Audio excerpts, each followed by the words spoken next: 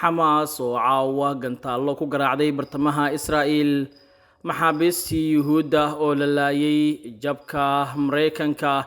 iyo wararkii ugu dambeeyay xaaladda Falastiin ayaan saaxiibayaal warkan ku falanqeyn doonaa qodobadaas iyo kuwa kale ayaan ku eegi doonaa warkeenan balse marka hore u diyaar garooba hordhaca qodobada warka aad daawateen oo dhameystiran aynu ka horeynaa kooxda Xamaas ayaa maqribnimadan gantaalo ku weerartay bartamaha Israa'iil taasoo la soo sheegayo qasaarihii ugu cuslaa abid ee dhanka Yuhuudda ee soo gaara warar kala duwan ayaa laga helayaa gantaalo caawa ku hoobtay deegaano badan oo dhaca bartamaha Israa'iil iyadoo warar kala duwan ay ka soo baxayaan kooxda Xamaas ee Falastiiniyiinta ayaa la sheegay in tiro gantaalo ay sida roobka kale u garaacday magaalooyin waaweyn oo Tel Aviv ay ka mid tahay oo Yuhuuddu ay maamusho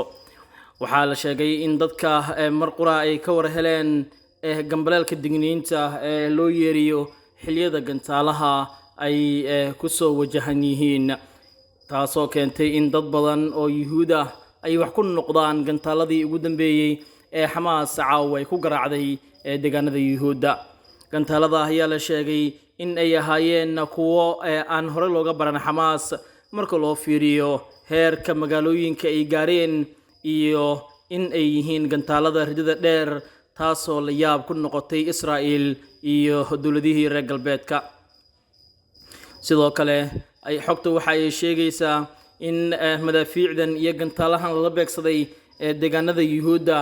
ay ka dhigan tahay in qasaare culus uu gaaray gumeysaha Israa'iil isla markaana Xamaas ay sheegtay in dhibaatooyin iyo dhirbaaxo culus ay u geysteen Yuhuudda saacadihii la soo dhaafay gantaalo aad u tiro badan ayaa lagu garaacay bartamaha Israa'iil oo laga soo riday Gaza siiriga duulaanka cirka ayaa laga maqlay dalka intiisa badan iyadoo la soo sheegayo in gantaaladaas ay ka hortageen howlgalka difaaca cirka sida Yuhuudda ay sheegayso inkastoo warar madax bannaan ay sheegayaan in qaarkood toos ay ugu dhaceen bartamaadii Xamaas ay Yuhuudda ay lahaayeen muuqaalo muujinaya sida gantaalada la soo tuuray ama qayb ka mid ah oo ku dhacaya dhismo ku yaala Beth Tekvi ayaa laga daawaday shaashadaha adduunka oo idil taasoo halka ay ku dhaceen madaafiicdan ama dabaqan uu dhow yahay magaalada Tel Aviv waxaana wararkan lagu daawacay dhammaan baraha bulshada waxyar kadib markii digniinaha la soo saaray waaxda gurmadka degdega ah ee Israa'iil waxay sheegeen in ilaa iyo hadda aan la soo sheegin wax dhaawac ah balse Yuhuuddu way qarsanayaan jabkooda waxaan la sheegayaa in dad dhismayaal degana dabaqu uu la dumay kadib markii gantaalka uu haleelay Xamaas ayaa sheegtay inay laba jabaareen duqeymaha iyo beegsiga tooska ah ee ka dhanna Yuhuudda maadaama iyagu ay caadeyseen xasuuqa ay ku hayaan shacabka Falastiiniyiinta ah ee waxba aan galabsan xaaladda aad baa looga dayrinayaa gurmadka degdega ah ee Yuhuudda ayaa magaalo kasta ka qeyla dhaaminaya taasoo muujinaysa in xaaladdu ay ku adag tahay caawa Israa'iil iyo shacabkeeda intaba Xamaas ayaa maalinba nooc gantaalo ah ku tijaabinaysa Yuhuudda waxayna tani ay ka dhigan tahay in jab weyn uu gaaray Israa'iil iyo saaxiibadoodii Mareykanka maadaama bacdigii ay yihiin awoodda Xamaas isla markaana maalinba gantaal ay ku tijaabinayso ridada dhexe ridada gaaban caawana waxaa ku dhacay ridada dheer taasoo ku muujinaysa in nooc walba oo gantaal ah Yuhuuddu lagu tijaabiyay Xamaasna ay haysato dhinaca kale maxaabiistii Yuhuudda ayaa la soo sheegayaa in la laayay isla markaana ay haddana tani ka dhigan tahay dhawaq weyn oo dhibaato ku ah Israa'iil iyo xulifadeeda Xamaas ayaana shaacisay warkan naxdinta ku noqday Yuhuudda iyo in dad badan oo Israa'iiliyiin ah oo gacanta ay ku hayeen ay geeriyoodeen ama ay bakhtiyeenba sida kooxda jihaadiyiinta Xamaas ay sheegeen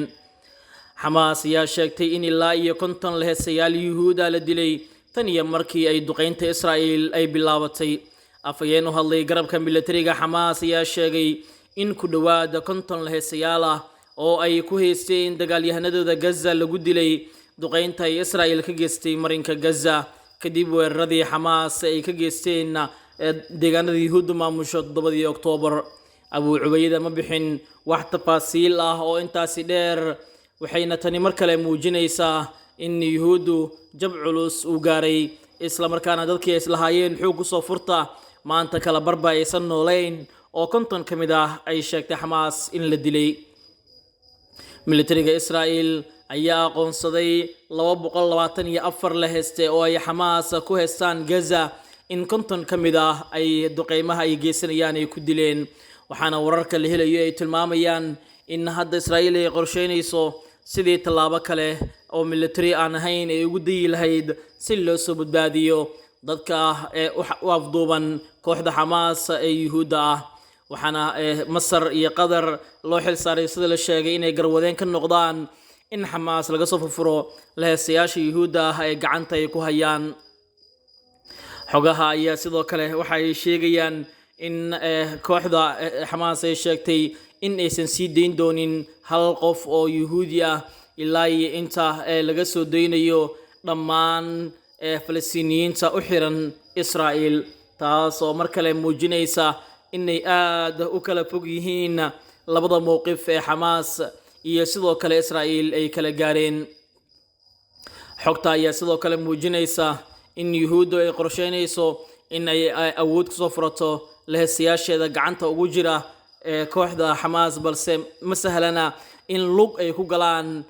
yuhuudda deegaanada xamaas ay maamusho waana midda keentay in cabsida ay ku sii saa'ido isla markaana hadda ay dalbanayaan in dalalka gobolka arintan ay soo farageliyaan dhinaca kale wararkii ugu dambeeyay duqeymaha Gaza ka socda ayaa la soo sheegayaa in dhibaatooyin culus ay ka dhasheen wasaaradda caafimaadka ee xamaas ee maamusho ayaa sheegtay in ugu yaraan 7,000 oo qof lagu dilay Gaza tan iyo markii uu dagaal ku bilowday 7 Oktoobar taasoo kor u kacday in ka badan 500 oo dhimasho ah tan iyo Arbacadii tirada waxaa ku jira in ka badan 2,900 oo caruur ah sida ay sheegtay wasaaraddu 24 saac ee la soo dhaafay Israa'iil waxay sheegtay in duqeymo xagga cirka ah ay ku garaacday 250 oo xamaas ay leeyihiin taasoo markale la sheegayo in qasaaraha ay sii badisay garabka Falastiiniyiinta ee bisha cas ayaa sheegay in 12 baabuur oo nooca xamuulka qaada ah ay maanta ka soo gudbeen Gaza iyagoo ka soo gudbay xadka Rafah gawaarida xamuulka ah ayaa biyo cunto iyo sahay u wada dadka Gaza laakiin ma ahayn shidaal waxa ay wadeen taasoo Israa'iil ay joojisay in ururada gargaarka ay keenaan shidaal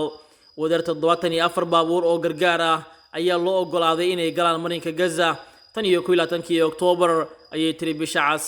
horaantii toddobaadkan agaasimaha UNWR ayaa waxa uu sheegay in ka hor rabshadihii ugu dambeeyay in ka badan 450 baabuur ay sahay keeni doonaan Gaza maalin kasta bal taasi ma dhicin oo weli waxay u muuqataa in yuhuuddu ay si adkeysay cunaqabadaynta ay saartay shacabka Gaza iyo sidoo kale in aysan jirin gurmad kale oo loo furay oo dhul cir iyo badba la go'doomiyay shacabka Falastiiniyiinta ee lagu gumaadayo gudaha deegaanada Gaza warar kale oo soo baxaya ayaa muujinaya in markan jab culus uu gaaray